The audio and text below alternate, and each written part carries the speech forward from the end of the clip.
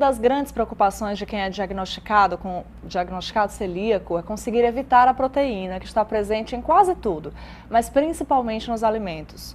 O que é terminantemente proibido? Como se certificar que um determinado alimento não tem glúten?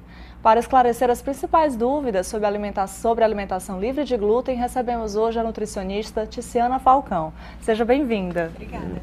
Ticiana, o principal tratamento para a doença celíaca, a alergia ou a sensibilidade ao glúten ainda é uma dieta sem a presença de glúten. Que alimentos são vedados, né? Como conseguir essa dieta livre de glúten? Isso, de fato, o tratamento é fundamentalmente dietético.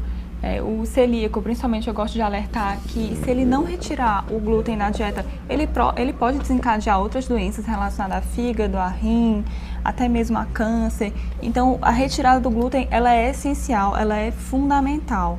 E a dica que eu dou, primeiramente, é procurar a orientação de um profissional, para que essa pessoa seja bem orientada, para que ela entenda melhor, mais a respeito, e para que esse profissional faça a retirada do glúten, né? Outra dica também é procurar conhecer mais o tipo de alimento usado nas preparações que esse paciente vai consumir fora de casa e procurar também fazer uma leitura minuciosa desses produtos industrializados, como essa loja mostrou, né? Procurar entender melhor. E os alimentos vedados são basicamente todos os que contêm trigo, centeio, cevada, o malte, a aveia, que é basicamente bolos comuns, pães, biscoitos, torradas, enfim, todos esses produtos que comumente a gente acha, né, que fica realmente, se a gente for pensar por esse lado, né, de proibição, a gente, nossa, realmente é tudo proibido porque tudo tem glúten. Mas por outro lado, né, como a própria loja mostrou, hoje nós temos vários produtos substitutos, nós temos praticamente tudo, nós temos pães sem glúten, bolos sem glúten, torradas, biscoitos, então isso facilita muito. A grande dica que eu dou também é procurar entender e procurar ler muito a composição desses produtos industrializados, porque tem uns que são melhores, tem outros que já têm uma quantidade de açúcar acima da média, entendeu? Que tem o outro lado negativo também. E sempre procurar também os produtos mais naturais, a batata doce, a macaxeira cozida, o milho, o arroz integral, tentar fazer preparos de farinhas naturais sem glúten, como farinha de coco, farinha de linhaça, de amêndoas, o amaranto, a quinoa, procurar mesclar a facilidade do industrializado, procurar conhecer e também mesclar em casa com um alimento mais natural. Outro aspecto que os celíacos têm que ficar atentos é em relação ao preparo, né? O modo de preparo dos alimentos, porque não basta fazer em casa e conseguir os alimentos aí sem glúten. Você tem que separar esses alimentos, né, na hora de preparar do resto da família, do resto da comida da família. Como que é feita essa adaptação em casa? Como deve ser feita essa adaptação em casa? Isso que você falou é fundamental, porque a gente chama de contaminação cruzada. Às vezes, numa casa tem um paciente celíaco, um portador de doença celíaca, e outra pessoa não, que consome farinha de trigo normal, comum. E a gente tem que ter muito cuidado, tanto no preparo, na higienização do local, mas na utilização de utensílios, também no armazenamento dos produtos com glúten e sem glúten, se deve ter muito cuidado. A dica que eu dou é quando você for manipular a farinha de trigo normal, ter muito cuidado, porque ela é uma farinha muito fina, então é muito fácil de contaminar o ambiente. E se possível, se for possível nessa casa, até o local de preparo ser separado, né? Os utensílios também têm que ser diferenciados, até mesmo a esponja para higienizar esses utensílios, o ideal é que seja também separado. Nada de utilizar os óleos que você frita, às vezes um alimento com glúten, nada de reutilizar, porque esse óleo já está contaminado. Então, na verdade, tem uma série de restrições que a gente deve evitar para não haver contaminação cruzada. E, lógico, armazenamento adequado desses produtos, dessas farinhas sem glúten, né? A vedação tem que estar toda ok, certo? É basicamente isso. A dieta sem glúten, ela também deve corrigir outros déficits nutricionais que acabam sendo acarretados pela doença, né? Que alimentos são indicados nesse sentido, para corrigir esses déficits aí de quem não pode comer glúten? O déficit nutricional no celíaco, na verdade, ele se deve... O consumo do glúten no paciente, no portador de doença celíaca, ele gera um atrofiamento das vilosidades do intestino e um achatamento, que essas vilosidades, essas microvilosidades, elas são áreas de absorção do nosso intestino. Então, quando o celíaco ele tem uma dieta com glúten, a capacidade absortiva dele é muito prejudicada. Então, realmente é muito comum ter déficit de ácido fólico, de ferro, de cálcio, de vitamina B12. O problema é que não adianta você dar esse alimento se a capacidade de absorção está reduzida. O tratamento realmente é retirar o glúten, né? Porque quando esse paciente ele retira o glúten, por outro lado, as celulosides elas recuperam o seu formato original e ele recupera também a capacidade de absorção. E aí a gente corrige, a gente cessa o déficit nutricional. Enquanto isso, se o celíaco ele não fizer a retirada do glúten, sempre vai ter a carência nutricional. Não adianta eu insistir em dar o alimento se ele não consegue absorver adequadamente. E se já é difícil para um adulto conviver com a restrição ao glúten, imagine para as crianças. A consultora de aleitamento materno, Daniara Pessoa, resolveu até cursar nutrição depois do filho Ítrio ser diagnosticado com alergia ao glúten, logo nos primeiros meses de vida.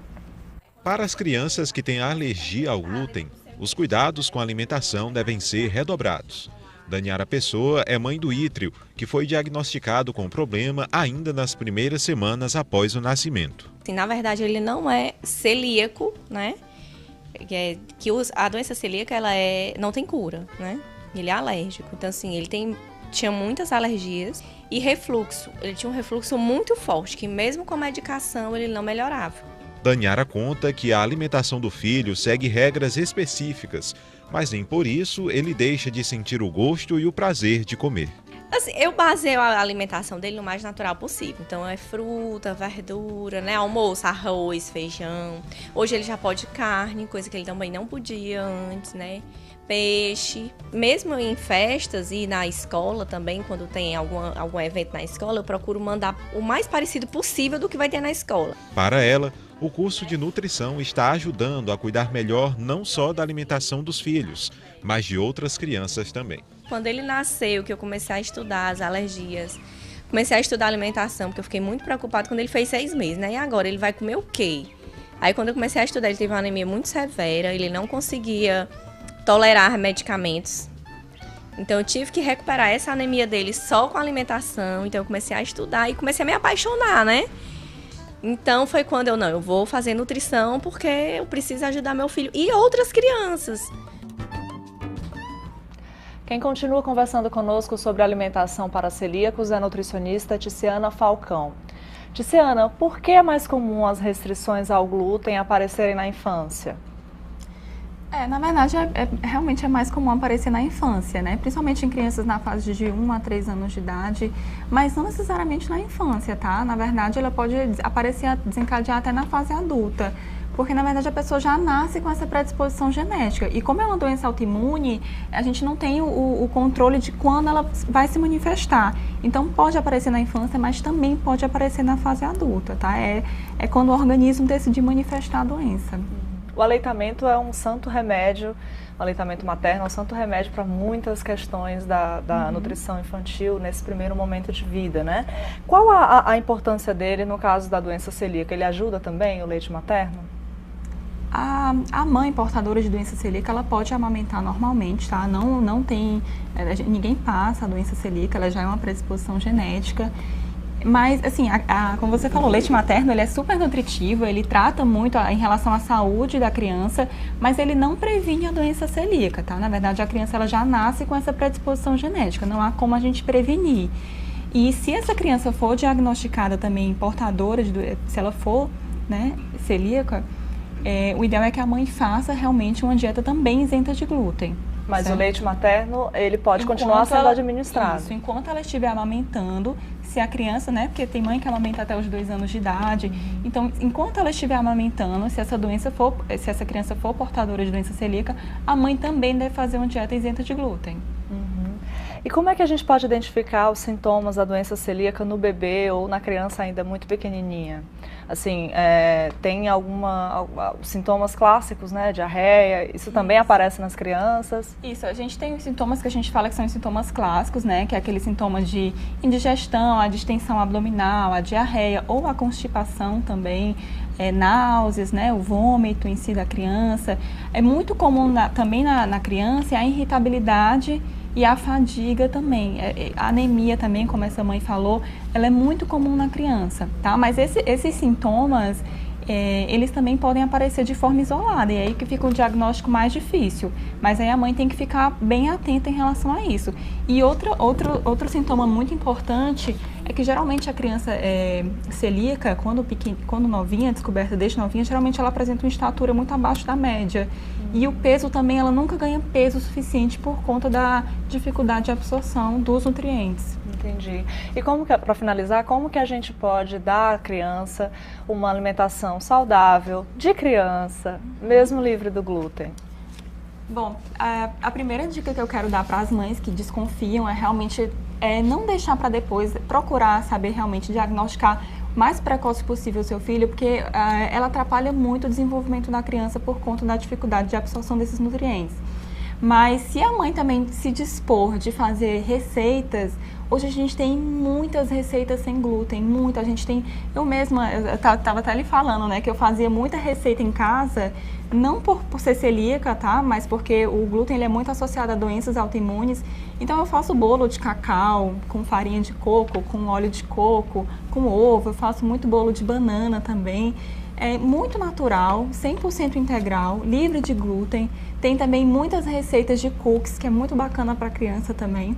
Eu faço também muitas panquecas salgadas com quinoa, com amaranto, né? E aí a gente pode brincar um pouco, fazer esse tipo de receita para criança. Eu acho muito legal também comprar algumas forminhas que a gente encontra para ter uma alimentação gostosa, saudável e que a criança sinta atração para aquilo, né?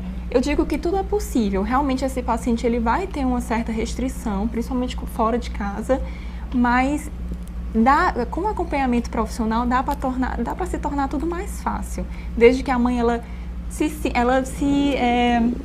tente um pouco mais, realmente separe um tempinho para fazer a dieta, tentar mesclar com o industrializado, né, para a criança levar quando sai de casa, mas também fazer em casa para que fique gostoso e divertido também para a criança. Tá ótimo, muito obrigada pela participação, Jussiana.